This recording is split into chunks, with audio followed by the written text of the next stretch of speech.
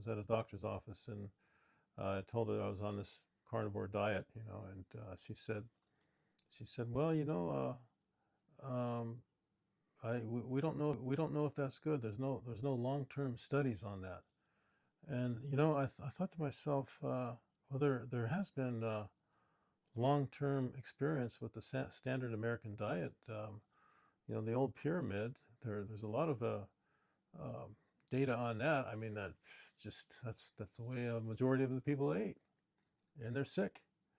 A lot of people are sick, and it's a slow poison, is what it is, and it'll eventually make you sick. I'm talking about people who were not really eating real food. They were eating all the ultra processed food with all the ingredients. They weren't eating the real food, and a lot of people were eating that way because there was no real warnings about not eating that way.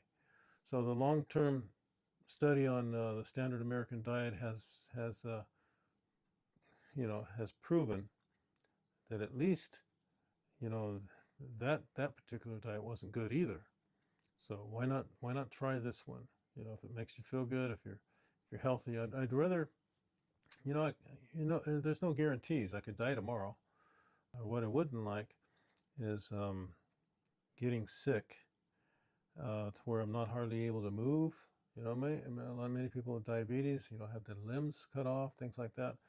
To live like that is not a quality life.